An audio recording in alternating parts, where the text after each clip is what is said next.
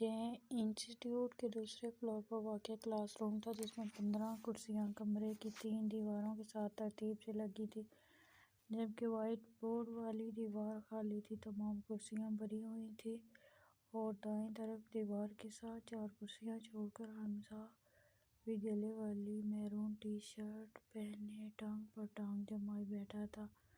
Dice کے پاس doctor Fahmida لیپ top پر جھکی کھڑی تھی۔ سیشن شروع ہونے میں 5 منٹ باقی تھے۔ ہلکی سرگوشیاں ہو رہی تھیں، مگر وہ یہاں کسی کو نہیں جانتا تھا، سو چپ چاپ یہاں بیٹھے لوگوں کا جائزہ لے رہا تھا۔ پھر کبھی لب کاٹنے لگتا اور کبھی فون نکال کر اپنی اور رحاب کی سنبھالی ہوئی تصویریں دیکھنے لگ جاتا۔ اس کا کتنا دل تھا کہ رحاب بھی اس کے ساتھ آ جائے، مگر حیا نے صاف منع کر دیا تھا۔ جانتی تھی اس کا دھیان سیشن سے زیادہ رحاب پر رہے گا۔ چند ماہ مسلسل گھر رہنے سے اسے رحاب کی زیادہ ہی عادت ہو گئی تھی، تبھی وہ اسے مس کرنے لگا تھا۔ ابھی بھی وہ تصویر پر ہی دیکھ رہا تھا کہ کلاس کی لائٹس بند کر دی گئیں اور وائٹ بورڈ پر پروجیکٹر کی مدد سے لیپ ٹاپ کی اسکرین نظر آنے لگی۔ لکھا تھا ایموشنل انٹیلیجنس کی ٹو سکسیس۔ حمزہ نے فون جیب میں ڈالا اور ذرا سیدھا ہو کر بیٹھ گیا۔ ڈاکٹر فہمیدہ کی آنکھیں اب ایک لائن سے دوسری اور پھر دوسری سے تیسری لائن تک سفر طے کر رہی تھیں۔ انہوں نے بات کا آغاز سوال سے کیا، "کیا میری ایک کزن ہے؟ وہ اکثر شکایت کرتی ہے کہ اس کا خاوند آفس سے آ کر بہت غصہ کرتا ہے، بات بات پہ جھگڑتا ہے، چیزوں میں نقص نکالتا ہے۔" وہ قدم قدم آگے آنے لگیں۔ پھر پتہ چلا کہ دراصل بھائی کا باس بہت غصے والا ہے۔ وہ کام کا بوجھ بڑھا کر رکھتا ہے اور ذرا سی بات پر بہت بے عزت کرتا ہے۔ وہاں وہ کچھ بول نہیں پاتے، ان کا غصہ پھر گھر آ کر نکالتے ہیں۔ وہ اب کرسیوں کے بیچ میں کھڑی تھی۔ اسی طرح اکثر فیس بک پر میٹرک ایف ایس سی کی لڑکیاں پوسٹ لگاتی ہیں کہ پریکٹیکل کے لیے آنے ایکسٹرنل بدتمیزی بیٹ ٹچ کرتے ہیں، فلرٹ کرنے کی کوشش کرتے ہیں اور اگر ہم کچھ بولیں تو فیل کرنے کی دھمکی دیتے ہیں۔ وہ ایک ایک نظر سب پر ڈال رہی تھی۔ کوئی بتائے گا یہ کیا وجہ ہے؟ کیوں ہم کسی کا غصہ کسی پر نکالنے کی کوشش کرتے ہیں؟ یا کیوں ہمارے یہ محترم اساتذہ اپنی بیٹیوں کی عمر کی لڑکیوں کو قلعہ دے کر بدحواس ہو جاتے ہیں؟ وہ پوچھ رہی تھی۔ سب خاموش رہے تو وہ آگے بولی۔ حمزہ نے قہر سے ادھر ادھر دیکھا۔ سب توجہ سے سن رہے تھے۔ وہی بیزار حال تھا۔ دل چاہا فون نکال کر رحاب کی تصویر کھول لے، مگر یہ کلاس ایتھکس کے خلاف تھا، تو جلا کر پھر ہلانا شروع کر دیا۔ فہمیدہ نے ایک نظر اس کی ہلتی ٹانگ کو دیکھا اور پھر مڑ کر ڈائس کے پاس چلی گئی۔ سر، ایک ریسرچ کے مطابق 27 طرح کے مختلف جذبات ہیں، جن میں غصہ اور پیار سب سے زیادہ طاقتور ہے۔ اگر ان کا صحیح وقت پر اظہار نہ ہو سکے تو یہ بندے کو تباہ کر دیتے ہیں، اور غصہ ضبط کرتا جائے گا، اندر انڈیلتا جائے گا تو کالی سے ہارٹ اٹیک ہو جائے گا۔ وہ دل کا مریض بن جائے گا جو وقت پر اپنی عمر پر پیار نہیں حاصل کر سکے گا، اور پھر چاہے بوڑھا بھی ہو جائے اس کا ٹھڑک نہیں جائے گا۔ اس لفظ پر کمرے میں بیٹھے لڑکے منہ جھکا جھکا کر مسکراہٹ چھپانے لگے، مگر وہ لوگ سنجیدہ رہے۔ ایک ڈاکٹر فہمیدہ، دوسرا حمزہ۔ وہ اب بھی اپنی ٹانگ ہلا رہا تھا۔ اسے یہاں سے نکلنا تھا، گھر جانا تھا، مگر وہ بندھا ہوا تھا۔ ایک لڑکے نے سوال پوچھنے کو ہاتھ اٹھایا اور حمزہ نے ناگواری سے منہ بنایا۔ پتہ نہیں کب یہ 30 منٹ ختم ہوں گے۔ اب وہ لڑکا سوال پوچھ رہا تھا، "ڈاکٹر فہمیدہ، قرآن میں ہے کہ اللہ کو غصہ پی جانے والے لوگ پسند ہیں، مگر آپ کہہ رہی ہیں کہ ہم غصہ نکال دیں۔" اس نے پوچھا اور کئی سر ہلے جیسے وہ بھی اس آیت سے واقف ہوں۔ ڈاکٹر فہمیدہ مسکرائی۔ اس سے پہلے وہ کچھ کہتی، حمزہ کی ہلتی ٹانگ سے وہ ڈسٹریکٹ ہو رہی تھی۔ تبھی وہ ذرا اس کی طرف آئی۔ "آپ مسلسل ٹانگ ہلا رہے ہیں، میرا فوکس ڈائیورٹ ہو رہا ہے، کیا کوئی پریشانی ہے آپ کو؟" وہ آرام سے پوچھ رہی تھی۔ حمزہ کی ہلتی ٹانگ رکی اور وہ ذرا سیدھا ہو کر بیٹھ گیا۔ سب اس کو ہی دیکھ رہے تھے۔ اس نے کندھے جھکائے۔ "I want to go home." سب ہنس دیے جیسے کوئی اسکول کا بچہ ہو وہ جسے جلدی گھر جانا ہے۔ حمزہ نے ان کی پرواہ نہیں کی۔ وہ دوبارہ بولا، "میرا بیٹا ہے گھر پر، میں اس کے بغیر نہیں رہ سکتا، اور میری بیوی ہے، اسے یہاں آنے نہیں دیا۔" وہ جھنجھلایا ہوا لگ رہا تھا۔ ڈاکٹر فہمیدہ نے سینے پر ہاتھ باندھے۔ ان کی آنکھوں میں چمک بھر آئی۔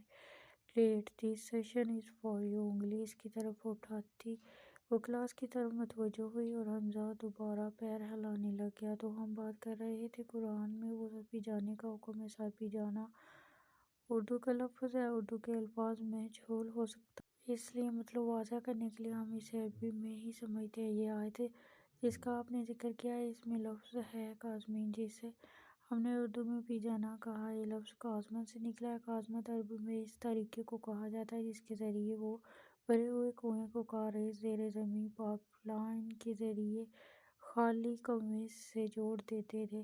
وہ دوبارہ کرسیوں کے بیچ خالی جگہ کی طرف آ رہی تھی۔ اب یہ جو لفظ ہے کاظمہ، یہ جو طریقہ ہے، اس کے لیے اردو میں کوئی لفظ نہیں ہے۔ اس طریقے کو اردو میں کیا کہتے ہیں؟ لغتِ خاموش ہے۔ تو کیا ہم نے اس لفظ سے قریب تر لفظ اٹھا کر ترجمے میں رکھ دیا؟ وہ ہاتھ ہلاتی بولتی جا رہی تھی اور وہ قریبی لفظ ہے پی جانا۔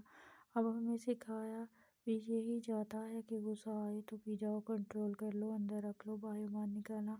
غصہ بری چیز نہیں ہے کیونکہ اللہ نے یہ جذبات بھی بغیر وجہ نہیں بنائے۔ واصف الواصف کہتے ہیں کم ضرب کا غصہ اسے کھا جاتا ہے اور اعلیٰ ضرب کا غصہ اسے بنا جاتا ہے۔ مطلب یہ کہ جو کم ضرب کا ہوگا نا وہ غصے میں جلتا کرتا ختم ہو جائے گا، جو اعلیٰ ضرب ہوگا وہ اس غصے کو فیول کے طور پر استعمال کرے گا۔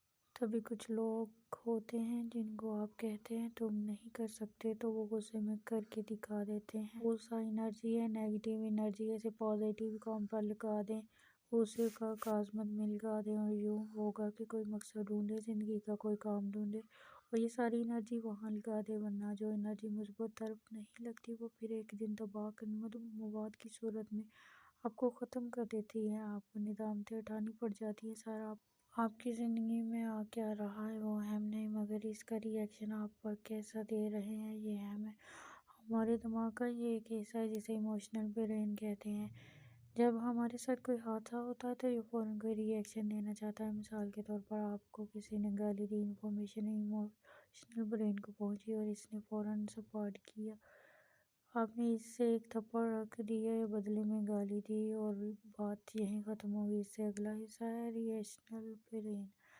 یہ تب کام کرتا ہے جب آپ کو ایموشنل برین قابو کر لیتے ہیں۔ اسلام کہتا ہے جب تمہیں غصہ آئے تو پانی پی لیا کرو، کھڑے ہو تو بیٹھ جایا کرو، بیٹھے ہو تو لیٹ جایا کرو۔ ایسا یہ اس لیے ہے تاکہ آپ کو وقت لگے رسپونڈ کرنے میں۔ جب آپ فوراً رسپونڈ کرتے ہیں تو وہ جذبات والے حصے سے کرتے ہیں، مگر جب آپ تھوڑا رک کر رسپونڈ کرتے ہیں تو ریشنل حصے سے کرتے ہیں اور بہتری ری ایکشن دیتے ہیں، اور اس کو ہم ای کیو کہتے ہیں۔ آپ آج جا کر اپنے گھر میں کہیں مجھے فلاں سے محبت ہو گئی، آپ کے والد آپ کو رکھ کر تھپڑ دیں گے اور والدہ دہائیاں دیں گی، میری ہی تربیت میں کمی رہ گئی۔ بھائی کوئی اللہ لوگوں کو بتائے کہ یہ جذبات ہیں، ان کو سمجھنے کی ضرورت ہے۔ غصہ، پیار، محبت، حزن، ان کو کنٹرول نہیں کرنا، مینیج کرنا ہے۔ ہمیں ایموشنل مینجمنٹ کا نہیں پتہ۔ ہم نفرت کرتے ہیں، بے پناہ کرتے ہیں، محبت کرتے ہیں، بے پناہ کرتے ہیں۔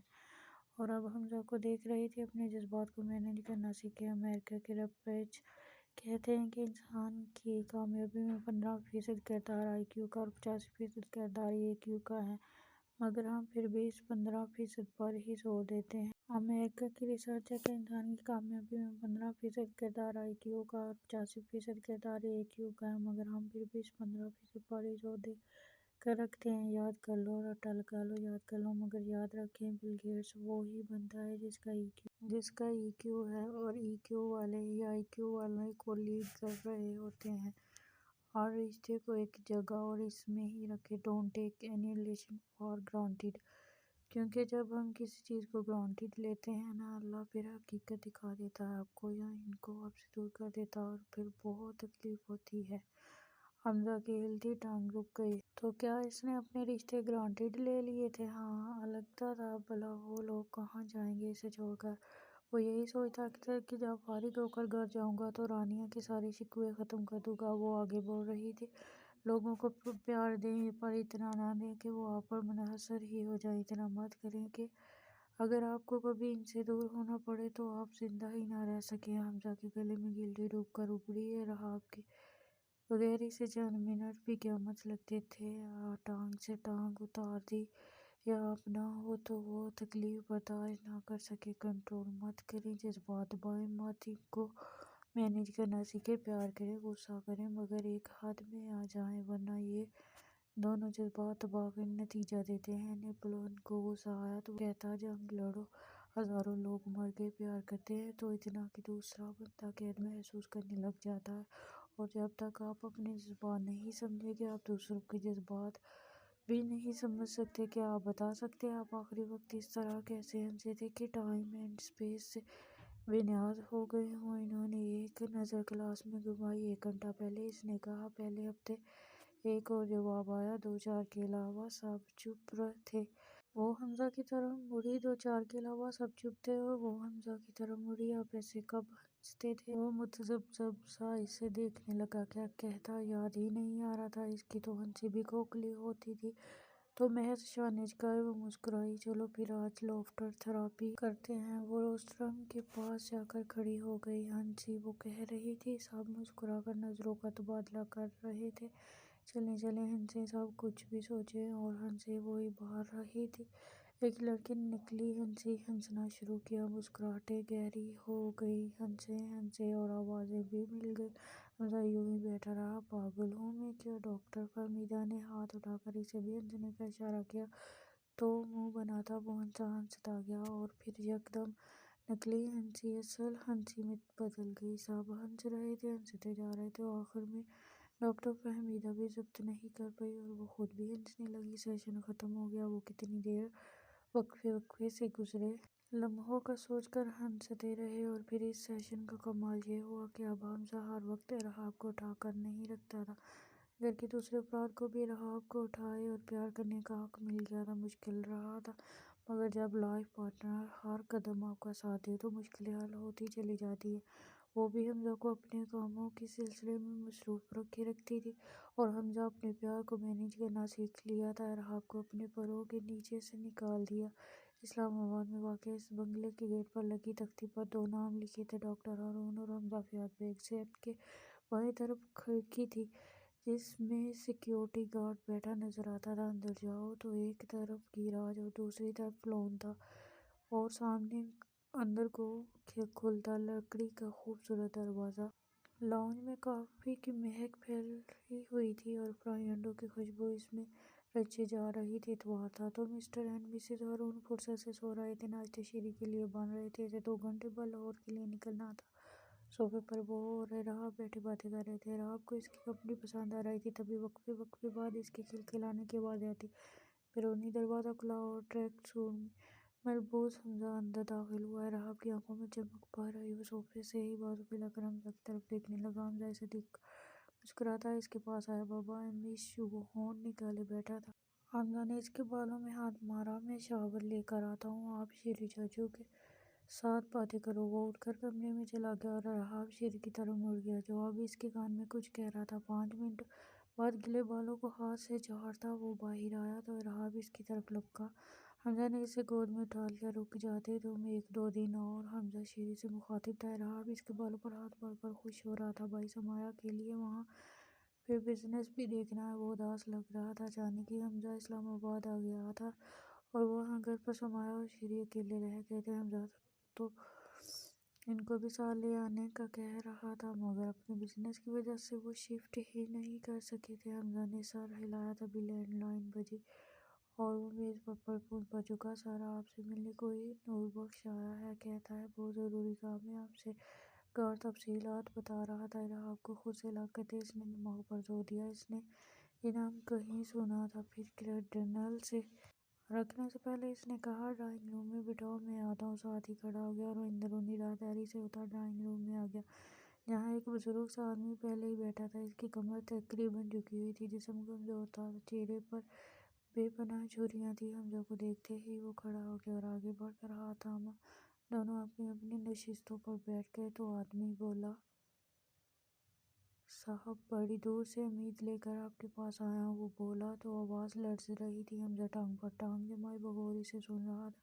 میرے 17 سال کی بچی کے ساتھ کسی نے؟ اس نے سر جھکا دیا، بوڑھی آنکھوں سے آنسو گرنے لگے۔ حمزہ مضطرب سا سیدھا ہوا۔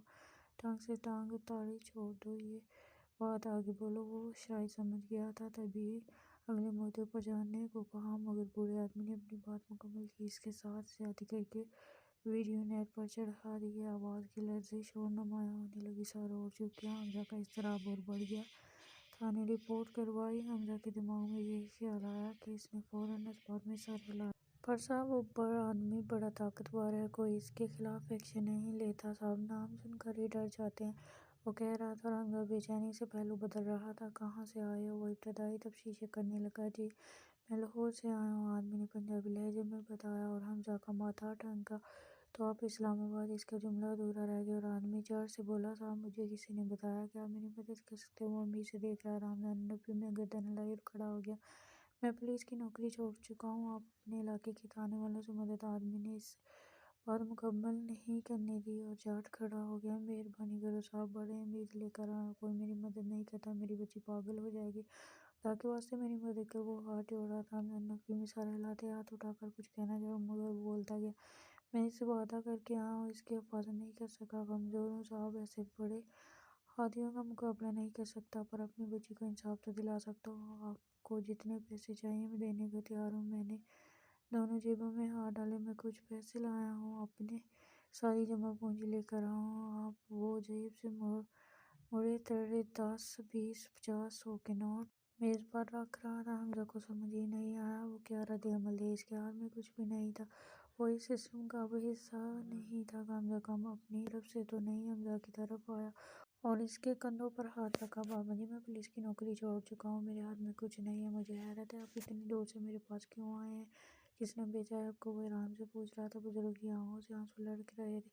میں بڑی امید سے ہاں صاحب، اس گھڑی نے کہا تھا کہ آپ میری مدد ضرور کرو گے۔ حمزہ نے ابرو اٹھائی، کون لڑکی؟ مگر پوچھا نہیں، پوچھنے کا حال ہی نہیں تھا۔ پھر وہ نفی میں سر ہلاتے مڑنے لگا، مگر اس سے پہلے وہ آدمی اس کے پیروں میں تھا، ارے وہ اس کے کندھوں سے پکڑ کر اٹھانا چاہتا تھا مگر وہ نہیں اٹھا۔ خدا کا واسطہ ہے صاحب، خدا کا واسطہ، میں اپنی زمین بیچ دوں گا، میری بچی کو انصاف دلا دو، میں اس کے جہیز کا ایک ایک سامان بیچ کر پیسے دے دوں گا، بڑی امید لے کر، اور میری بچی مر جائے گی۔ میں برا باپ نہیں بننا چاہتا صاحب، میری بچی مر جائے گی صاحب، تمہاری بھی کوئی بیٹی ہوگی، بہن ہوگی صاحب، خدا کے لیے میری بچی کو بچا لو۔ وہ روئے جا رہا تھا، بولے جا رہا تھا، حمزہ لب کاٹ رہا تھا، ساتھ اسے اٹھانے کی کوشش کر رہا تھا مگر باپ کی محبت اپنے جسم کی طرح کمزور نہیں تھی، وہ نہیں اٹھا، منتیں کرتے رہا، گر گڑاتا رہا۔ حمزہ کا سر اب درد کرنے لگا تھا، جس ارادے سے بھاگ رہا تھا وہ اس کے پیچھے بھاگ رہا تھا۔ میں اپنے دوست سے بات کروں گا، وہ آپ کو مسئلہ حل کر دے گا، وہ مشکل کہہ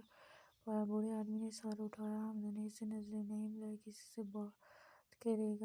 جھوٹی تسلی۔ بزرگ آدمی کھڑا ہو گیا، تشکر بھری نظروں سے اسے دیکھنے لگا۔ بہت شکریہ صاحب، بہت شکریہ، اللہ تمہیں بہت عزت دے، تم بہت ترقی کرو، تمہارے بچے کبھی کسی تکلیف میں نہ پڑیں صاحب، اللہ ان کی حفاظت کرے۔ وہ اس کے ہاتھ چوم رہا تھا، دعائیں دے رہا تھا۔ حمزہ کا دل چاہا، وہ چیخے، کیا بے بسی تھی، جھوٹی تسلیاں اس بوڑھے باپ کے ساتھ باندھ رہا تھا، بولک تک کڑوا تھا، گلے میں کچھ اٹک گیا تھا، وہ محض سر ہلا سکا، وہ اس آدمی کے لیے کچھ نہیں کر سکتا۔ آدمی جانے کو مڑا، دروازے تک پہنچا تو بہت مشکل حمزہ کہہ پایا، یہ اٹھا لیں، اشارہ میز پر رکھے، مڑے توڑے نوٹوں کی طرف تھا، جس میں سے اس نے ابھی چند نوٹ جیب سے نکال کر مروڑ توڑ کر ڈال دیے تھے۔ اب کسی طرح تو اپنے آپ کو تسلی دینی تھی، وہ بھی خود کو مطمئن کرنے کے لیے یہ کر گیا تھا۔ آدمی نوٹ جیب میں ڈال کر باہر نکل گیا، جاتے ہوئے بھی اس کی زبان پر ہزاروں دعائیں، اور اب واقعی اس کا سر درد سے پھٹنے لگا تھا۔ وہ ڈرائنگ روم سے باہر نکل آ رہا تھا، ہری پور کتے لاؤنج میں آیا، سب کھانے کی میز پر موجود تھے، اسے دیکھنے کے ارادہ بنے سے آواز لگائی، کون تھا؟ وہ رکا، حلق سے آواز نکالنا محال تھا، نظر راہ پر پڑی جو حیا کی گود میں بیٹھا جوش پی رہا تھا، صاحب تمہارے بچے کبھی کسی تکلیف میں نہ پڑیں، اللہ ان کی حفاظت کرے۔ الفاظ گونج کر آ رہے تھے، ایک باپ کی محبت کا مذاق بنا آیا تھا، وہ جھوٹی تسلیاں دے کر آیا تھا مگر وہ کچھ نہیں کر سکتا تھا، وہ پولیس کا حصہ نہیں تھا، یہ تسلی سکون بخش تھی۔ گہرا سانس خارج کرتے وہ میز کی طرف آیا، سب اسے دیکھ رہے تھے، اس کا رنگ متغیر تھا، کوئی تھا غلط جگہ آ گیا تھا، وہ خود کلامی سی کے انداز میں بولا، جھک کر حیا کی گود میں بیٹھے رہا، آپ کا گال چوما اور اپنے کمرے میں جا کر دروازہ بند کر دیا۔ اس کی پریشانی حیا سے کم چھپ نہیں تھی، وہ ارحم کو ناشتہ کروانے لگی اور پھر سب کے اٹھنے کے بعد برتن سمیٹ کر کچن میں رکھ دیے، باقی کام اب عشرت کا تھا، جو اتوار کو دیر سے آتی تھی۔ وہ کمرے میں آئی تو حمزہ اسٹڈی ٹیبل سامنے پڑی کرسی پر بیٹھا لیپ ٹاپ سے سر جھکائے بیٹھا تھا، حیا نے پیچھے سے اس کے کندھے پر ہاتھ رکھا تو وہ چونک کر مڑا اور ساتھ ہی ایک ہاتھ نے لیپ ٹاپ کی اسکرین گرا دی۔ میں جاب کے لیے اشتہار دیکھ رہا تھا، وہ صاف جھوٹ بول گیا تھا، ہاں دیکھ لو، میں تم سے پوچھنے آئی تھی کہ شیری رہاب کھلے جانا چاہتا ہے تو بھیج دوں؟ اس نے عام سے انداز میں پوچھا۔ وہ حمزہ کرنٹ کھا کر کرسی سے اٹھا۔ بالکل نہیں، ہم کبھی لاہور نہیں جائیں گے۔ باپ کا دل فوراً کسی موٹر میں بھیج لیا۔ 2 دن کی بات ہے حمزہ، سمایا کو اچھا لگے گا، ان کے کون سے اپنے بچے ہیں ابھی۔ وہ 2 قدم اس کی طرف آئی اور بغور اس کے چہرے کو دیکھا۔ کچھ تھا جو وہ چھپا رہا تھا۔ وہ 2 ٹوک سا بولتے دوبارہ اسٹڈی کی طرف موڑ۔ نہیں ہے تو کر لیں، وہ جل کر بولا۔ رحاب کو لاہور بھیجنے کا خیال ہی بھیانک تھا۔ وہ اب اس کے سر پر کھڑی بول رہی تھی، حمزہ یہ خدا کے فیصلے ہوتے ہیں، اللہ نے ان کے لیے بہتر وقت سوچ رکھا ہے، یوں کسی کو کہنا تکلیف دیتا ہے۔ حمزہ خود اس انتظار کی تکلیف سے گزر رہا تھا، مگر اس وقت تکلیف کچھ اور تھی۔ Haya please I want to be alone for some time. Haya نے گہرا سانس لیا اور سر ہلاتی دروازے کی طرف آئی۔ تبھی اس نے حمزہ کو کہتے سنا، شیری سے کہو سمایا کو یہاں لے آئے کچھ دنوں کے لیے۔ وہ دروازہ بند کر کے نکل گئی۔ وہ پیچھے دوبارہ لیپ ٹاپ کھول کر بیٹھ گیا۔ اسکرین پر چند دن پہلے کا نیوز پیپر کھلا پڑا تھا، جس کی سرخی تھی، لاہور 17 سالہ انیا کی ویڈیو زیادتی کے بعد سوشل میڈیا پر وائرل۔ باپ انصاف کے لیے دربدر۔ شیری لاہور آ گیا تھا اور آتے ہی اپنے آفس گیا تھا، جہاں سمایا بھی موجود تھی۔ وہ اسے رحاب کی شرارتوں کے بارے میں بتا رہا تھا، تصویریں دکھا رہا تھا، اور وہ اسے حیا اور حمزہ کی خیریت دریافت کر رہی تھی۔ جامنی فراک پر شفون کا جامنی دوپٹہ گلے سے لگائے ہلکے جامنی میک اپ کے ساتھ وہ اچھی لگ رہی تھی۔ سربراہی کرسی پر وہ بیٹھی تھی اور سامنے شیری۔ یہ سمایا کا آفس تھا، تم کہہ رہے تھے رحاب کو لے آؤ گے، اس نے سرسری سا پوچھا تو شیری نے آگے ہو کر اس کے ہاتھ پر ہاتھ رکھا۔ تمہیں پتہ ہے حمزہ بھائی لاہور کے نام سے ہی اپنی فیملی کو دور رکھتے ہیں، تو میں نے فورس نہیں کیا، پر وہ کہہ رہا تھا کہ تمہیں لے آؤں کچھ دنوں کے لیے۔ وہ مسکرا دی اور اس بات میں سر ہلایا۔ بھابھی کی بھی کال آئی تھی، سمایا اسے بتانے لگی، کہہ رہی تھی کہ وہ جلد حمزہ اور رحاب کے ساتھ لاہور آئیں گی، ان کا کوئی سیشن ہے۔ شیری نے نشانے چکائے، ان کے آنے سے بہت کچھ بدلا ہے۔ اینڈ آئی ایم شیور اگر وہ کہہ رہی تھی تو حمزہ بھائی ضرور آئیں گے، مگر کم سے کم بھابھی اور رحاب اکیلے نہیں بھیجیں گے۔ وہ حمزہ کی انسیکیورٹی کو جانتا تھا، تبھی یقین سے بولا، اور سمایا نے سر ہلایا۔ حیا نے اسے اب تک ایموشنلی سپورٹ کیے رکھا تھا اور اس کی جیٹھانی زیادہ بڑی بہن بن رہی تھی۔ کیا سوچ رہی ہو منی، فریج سے پانی کی بوتل نکال دو۔ نکال کر وہ دوبارہ کرسی پر آ کر بیٹھ گیا۔ حیا بھی کچھ تو ہے شیری جو وہ لوگوں کے دل میں جگہ بنا لیتی ہے۔ وہ دونوں بازو میز پر رکھتے بولی تو شیری نے اس بات میں سر ہلایا، یو نو جب میں شادی کر کے آئی تھی تو جب سب کمرے سے چلے گئے تو انہوں نے مجھ سے کہا تھا۔ آفس شیری کے کمرے میں بدل گیا اور اسی جوڑے میں ملبوس وہ بیڈ پر بیٹھی تھی۔ ابھی سب اٹھ کر گئے تھے اور اب وہ اور حیا کمرے میں اکیلی تھی۔ حیا اس کے سامنے بیڈ پر بیٹھی کہہ رہی، سمایا پہلے تم میری دوست تھی اور اب دیورانی بھی ہو۔ سسرال کے رشتے تھوڑے نازک ہوتے ہیں کہ ذرا سی بات پر ہی دوری لے آتی، تو پہلی بات تم مجھے حیا نہ بھابھی جو کہنا چاہو کہہ کر بلا سکتی ہو۔ حمزہ پہلے ہی تمہیں کہہ چکا ہے کہ شیری کے طرف تم اسے حمزہ بھائی بلاؤ، اور دوسری بات، وہ سانس لینے کو رکی کہ سمایا اسے ہی دیکھ رہی تھی، دوسری بات یہ کہ اس نے سمایا کا ہاتھ پکڑا، کبھی تمہیں لگے میں تمہارے ساتھ جانے انجانے میں کوئی زیادتی کر رہی ہوں تو شیری سے کہنے کی بجائے یا دل میں رکھنے کی بجائے تم میرے پاس آ سکتی ہو۔ Will to listen you. شکایتیں انگریزی جملے میں ایک لفظ اردو کا بول کر ہنسی اور سمایا بھی مسکرائی۔ تو میری پیاری دیورانی صاحبہ، ہر رشتے میں بہتر ہی ہوتا ہے کہ جب کوئی بات دل میں آ جائے تو فوراً متعلقہ بندے سے کلیئر کر لی جائے۔ ہو سکتا ہے کہنے والے نے کسی اور طرح کہی ہو، تو اگر رشتہ بچانا ہو تو جلد از جلد بات کر لی جائے، ناراضگی میں کمیونیکیشن کبھی ختم نہ کی جائے، بات کرنے سے ہی مسئلے حل ہوتے ہیں۔ کیا سمجھتی ہو؟ وہ فرینک ہو کر کہہ رہی تھی اور سمایا سر ہلاتی مسکرا رہی تھی۔ ضرور، شیری نے مسکرا کر سر ہلایا اور دوبارہ اپنے آفس میں تھے۔ حیا بھابھی کو انسانی نفسیات سمجھنا آتی ہے، وہ نہ فوراً فیصلہ سناتی ہے نہ فوراً جج کرتی۔ وہ کہہ رہی تھی، سمایا کا فون بجا۔ حیا بھابھی کالنگ اسکرین شیری کی طرف گھماتے ہوئے اس نے فون کان سے لگایا، السلام علیکم۔ وعلیکم السلام۔ ٹی وی کی آواز بند کرتے حیا کہہ رہی تھی، کیسی ہو پیاری لڑکی، پہلے اداس تھی، اب میرا شوہر آ گیا ہے تو ٹھیک ہو۔ وہ ہنسی۔ شیری نے اسے اشارہ کیا کہ فون اسپیکر پر ڈالے۔ سمایا نے فون اسپیکر پر ڈال کر میز پر رکھا۔ بھابھی رحاب نے آپ کو کچھ بتایا؟ مسکراہٹ دباتے وہ پوچھ رہا تھا۔ سمایا نے اشارہ کر کے پوچھا، کس بارے میں؟ تبھی حیا کی آواز آئی، کیا بتانا تھا؟ وہ ہنسا، انہوں نے کچھ نہیں، اب وہ فون پر رحاب کو بول رہا تھا، چاچو آئی ول کم۔ سمایا فون پر جھکی، رحاب، چاچی کو بھول گئے ہو نا چاچی، آئی مس یو۔ ایک نظر ماں کو دیکھ کر وہ شرما گیا اور سمایا کی مسکراہٹ گہری ہو گئی۔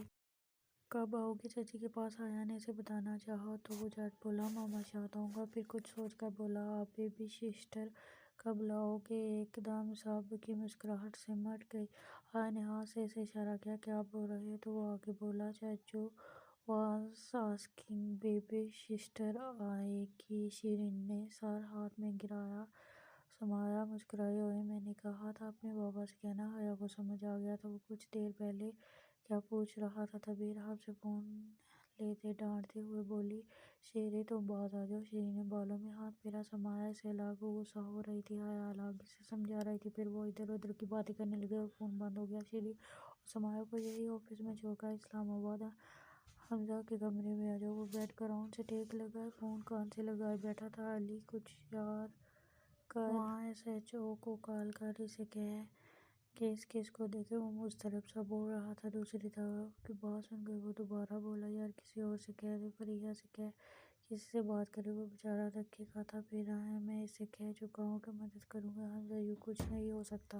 وہ تھانے دار تیری جگہ آیا اور اس کے پیچھے بڑے لوگ ہیں، وہ کیوں ہماری بات سنے گا؟ حمزہ چپ رہا کہ کیا کرے گا وہ۔ تبھی علی دوبارہ آواز اٹھائی۔ ایک کام ہو سکتا ہے اگر تو واقعہ سیریس ہے اس کیس کو لے کر۔ حمزہ جھٹ سے بولا تو بتا یار کچھ کر۔ وہ اس بوجھ کو خود سے جلد از جلد اتارنا چاہتا تھا۔ وہ اس پریشانی میں زیادہ ہی چڑچڑا ہوتا جا رہا تھا۔ تو خود آ جا۔ وہ چپ ہوا پھر بولا اپنی ریزگنیشن واپس لے لے، فوراً تجھے تیری سیٹ پر بحال کر دیا جائے گا، پھر جیسے مرضی کیس دیکھ۔ اپنی ریزگنیشن واپس لے لے، فوراً تجھے تیری سیٹ پر بحال، پھر مرضی کرنا۔ سیدھی طرح کہہ کہ تو کچھ نہیں کر سکتا۔ وہ جل کر بولا اور فون بند کر دیا۔ جب سے وہ آدمی گیا تھا حمزہ مضطرب بے انتہا مضطرب تھا۔ ایک باپ کے اپنی اولاد کے لیے آنسو تھے جو دوسرے باپ کو اپنے دل پر گرتے محسوس ہو رہے تھے۔ کیا بکواس ہے، وہ بڑبڑاتا آنکھیں موند کر لیٹ گیا۔ نئی صبح وہی بیزاری لے کر طلوع ہوئی۔ وہ بستر سے نکلنے کو تیار ہی نہیں تھا۔ رحاب بار بار کمرے میں چکر لگا رہا تھا تو اب بھی اس کے کمرے پر بیٹھا۔ بابا mama is calling you, said I am not feeling good, وہ بند آنکھوں سے بولا اور رحاب پریشانی سے اسے دیکھنے لگا۔ پر جھک کر اس کے ماتھے پر چھوا آپ کو بخار ہے؟ حمزہ نے آنکھیں کھولی۔ رحاب اس کے منہ پر جھکا تھا۔ حمزہ اسے پکڑتا ہوا سیدھا ہوا، اسے اپنے پیر پر بٹھایا۔ پاپا اداس ہیں؟ اس کے ہاتھ میں اپنی انگلی پکڑتے وہ واقعی اداس پریشان نظر آ رہا تھا۔ ماما کہتی ہے کہ جب اداس ہوتے ہیں تو اس بار اسے بات بھول گئی تو معصومیت سے باپ کو دیکھا۔ آئی فوج کا کل جمعہ۔ رحاب کو گود میں لے کر انگڑائی لیتا باہر نکلا۔ حیا کچن میں تھی، وہ ٹی وی آن کر کے بیٹھ گیا۔ ہم آپ کو خبر دے رہے ہیں لاہور سے، جہاں انیا کیس میں بڑی پیش رفت ہوئی۔ انیا کے باپ کی طرف سے ایک بڑی سیاسی ہستی کا نام لیا جا رہا ہے۔ حمزہ کا ماتھا ٹھنکا۔ سیاسی ہستی معرفتی ابراہیم دبارہ ایک نیوز کاسٹ بار بار دہرا رہی تھی۔ حمزہ مسکرایا اور اسے خود پر بڑی پیش رفت انیا کیس۔ سیاسی ہستی نے ناگواری سے ٹی وی بند کر دیا۔ اس دن کے بعد اس نے دوبارہ اس نیوز کو فالو نہیں کیا۔ وہ بے چین ہو رہا تھا، اوپر سے علی کی بات سب دماغ میں۔ حیا سوالیہ نظروں سے کمرے سے باہر نکل اسے دیکھ رہی تھی۔ اس نے دور سے ہی فولڈر اسے دکھایا اور پھر پڑھ کر بتانے لگا۔ انگریزی میں لکھا تھا عالمی ایوارڈ کی تقریب اس سال 7 نومبر کو لندن میں منعقد کی جا رہی ہے۔ مسز حمزہ حیا فیاض بیگ اور ان کی فیملی کو اس میں شرکت کی دعوت دی جاتی ہے۔ اور اس نے نظر اٹھا کر حیا کو دیکھا اور جب اس کے پاس آ کھڑی ہوئی تھی اور مسز حمزہ اپنی مینٹل ہیلتھ پر لکھی گئی شاہکار کتاب پر عالمی ایوارڈ وصول کر کے وہاں موجود حاضرین سے اس کے متعلق بات کریں گی، اس نے ایک نظر پھر حیا کو دیکھا جو اب دونوں ہاتھ منہ پر رکھے بے یقینی سے اسے دیکھ رہے تھے۔ نیچے تاریخ وینیو اور دستخط تھے۔ وہ فولڈر صوبوں پر رکھنے کو جھکا مگر حیا نے جھٹ سے اس کے ہاتھ سے فولڈر پکڑا اور جلدی سے کھول کر دوبارہ پڑھنے لگی۔ جیسے یقین نہ آیا ہو، اب آنسو اس کی آنکھوں سے ٹپ ٹپ گر رہے تھے۔ اس نے تو اتنا دور کا سوچا بھی نہیں تھا، بس کوشش کی تھی کہ لوگوں کی زندگی اس کتاب سے حل ہو جائے۔ حمزہ نے فولڈر اس کے ہاتھ سے لے کر صوفے پر گرایا اور اسے اپنے کندھے پر لگایا۔ یو ڈیزرو دس ایوارڈ، وہ اسے سراہ رہا تھا۔ رحاب ماں کو روتے دیکھ کر پریشان صوفے پر کھڑا ہو گیا۔ ماما آر یو اپسیٹ؟ وہ اس کی قمیض پکڑ کر کھینچنے لگا۔ حمزہ نے ہاتھ بڑھا کر اسے گود میں اٹھایا تو وہ اب بھی ماں کو دیکھ رہا تھا، یعنی آنسو صاف کرتے تھوڑا اونچا ہو کر رہاب کا گال چوما۔ I am blind your mama is a super lady. Hamza Rehab کو اس کے لفظوں میں سمجھانے لگا اور اس نے دونوں ہاتھ جوڑ کر تالی بجائی۔ یہ ماما سپر لیڈی، وہ کلکلا رہا تھا تو حیا بھی ہنس دی۔ اب حمزہ رتابہ اور ہارون کو کال کر کے بتا رہا تھا، پھر شیری کو کال کی، فریہ، علی، وہ سب کو بتا رہا تھا۔ یہ اس کی فیملی کے لیے قابل فخر لمحہ تھا۔ حیا وضو کر کے نماز پر کھڑی ہو گئی تھی۔ بات اتنی بڑی تھی کہ یقین ہی نہیں آ رہا تھا۔ وہ اب ہاتھ اٹھائے اللہ کا شکر ادا کر رہے تھے۔ ہلکی ہلکی بارش ہو رہی تھی۔ کالی گول گلے کی شرٹ پہنے اور دونوں ہاتھ جیب میں ڈالے وہ آئی جی پنجاب کے آفس کی عمارت کے باہر کھڑا تھا، جہاں سے گیا تھا۔ آج دوبارہ یہاں کھڑا ہوا تھا۔ گہرا سانس اندر کھینچتے وہ اندر کی جانب بڑھا اور چند منٹ بعد وہ آئی جی صاحب کے آفس میں ان کے سامنے بیٹھا۔ حمزہ، ہم حکومت کے پابند ہوتے ہیں، تمہیں پتہ ہے پولیس کا حکومت مداخلت سے آزاد ہے۔ بالفرض میں تھانے دار کو ہدایت کروں بھی تو وہ اس بندے کا قریبی ساتھی ہے، گھر کے بیٹی میرے ہی کاٹ ڈہا دیں گے۔ آئی جی صاحب آرام سے اسے سمجھا رہے تھے۔ حمزہ نے پہلو بدلا۔ سر، غریب آدمی کی عزت ہی تو ہوتی ہے، اور یہ کہتے کہ اس کے سامنے رانیہ کا جسم لہرا ہے۔ اس نے سر جھٹکا۔ اس وقت وہ کچھ اور نہیں سوچنا چاہتا تھا تو بولا، آپ تھانے دار بدل دیں، کوئی نیا آدمی بٹھا دیں جو اس کیس کو سنجیدگی سے لے۔ حمزہ، تم سمجھدار ہو یار، کوئی بھی کیوں بڑی سیاسی شخصیت سے دشمنی مول لے گا؟ جس طرح تمہیں اپنی فیملی پیاری ہے سب کو اسی طرح اپنے گھر والے عزیز ہوتے ہیں۔ آئی جی صاحب نے میز پر رکھی چائے کی طرف اشارہ کیا اور حمزہ نے سر جھکا لیا۔ اپنی فیملی کی حفاظت کے لیے پیچھے ہٹ کر، اس نے کچھ غلط نہیں کیا، مگر پھر وہ کیوں بے سکون تھا؟ سر پلیز، وہ آدمی بڑا میل لے کر میرے پاس آیا تھا، do some thing for them. وہ اب بھی لٹکا اٹکا ہوا تھا۔ تو تم خود کیوں نہیں اس کیس کو دیکھ لیتے؟ جس کا مرضی نام ڈالنا، جسے مرضی پکڑنا۔ آئی جی صاحب نے حل بتا دیا اور حمزہ نے نفی میں سر ہلایا۔ The system is the most corrupt one. وہ بڑبڑایا تو حمزہ، سسٹم کو بدلنے کے لیے سسٹم کا حصہ بننا پڑتا ہے۔ باہر کھڑے ہو کر اب سسٹم کو نہیں بدل سکتے، وہ اسے سمجھانے لگے۔ تم جب چاہو آ جانا، تمہارا عہدہ بحال کر دیا جائے گا۔ حمزہ تھوڑی دیر بیٹھ کر آ گیا اور وہ پہلے زیادہ مضطرب تھا۔ دل کے سن کر آیا تھا پر کوئی فائدہ نہیں ہوا۔ اس کا رخ اپنے تھانے کی طرف تھا۔ سوچا تھا دوبارہ کبھی یہاں نہیں آئے گا، مگر اللہ کا فیصلہ کچھ اور ہی تھا۔ بےتوسہ سا گردن اٹھائے وہ عمارت کے اندرونی دروازے کی طرف بڑھا۔ کئی لوگوں نے رک کر اسے سلام کیا۔ وہ اب نئے تھانے دار کے سامنے ٹانگ پر ٹانگ جمائے بیٹھا تھا۔ تو پکی توبہ کر کے گئے تھے، پھر واپس کیسے آنا ہوا؟ تھانے دار دانت نکالتے کہہ رہا تھا۔ حمزہ نے اس کے طنزیہ لہجے کو نظر انداز کیا۔ انسیہ کیس کے سلسلے میں آیا ہوں، سنا ہے تم لوگ ایف آئی آر میں سیاسی ہستی کا نام نہیں ڈال رہے۔ وہ سنجیدہ تھا اور اس کے بعد ہر تھانے دار نے کہہ کر لگایا، کیا حمزہ تم جیسے سمجھدار آفیسر؟ پھر رکا۔ ایکس آفیسر جب بچوں جیسی باتیں کرتے تو افسوس ہوتا ہے۔ کیا تم بھول گئے تھے تم کس وجہ سے گئے تھے؟ میرے یار، پیسہ اور طاقت سب خرید لیتے ہیں۔ وہ اب مسخرانہ انداز میں اسے دیکھ رہا تھا اور حمزہ کو پتہ نہیں تھا کہ یہ دولت اور طاقت کتنے انصاف کو چل دیتی ہے۔ اس نے سر ہلایا، دوبارہ بولا، مجھے اس کا نام ایف آئی آر میں چاہیے۔ تھانے دار نے سر نفی میں ہلایا، نہیں ہو سکتا، وہ ویسے بھی غریب کی کیا عزت ہو۔ تب حمزہ دھاڑا چادر غریب کی ہی تو ہے۔ تھانے دار سیدھا ہو کر بیٹھا۔ میرا سر نہیں کھاؤ، جا کر اوپر بات کرو۔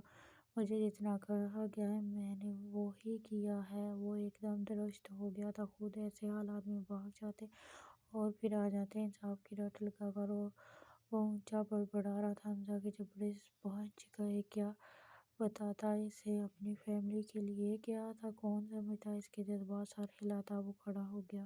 میں ہر قیمت یہ کیس چلاؤں گا۔ دروازہ مارتا وہ باہر نکل گیا۔ پیچھے تھانے دار نے نمبر ملاتے فون کان پر لگایا۔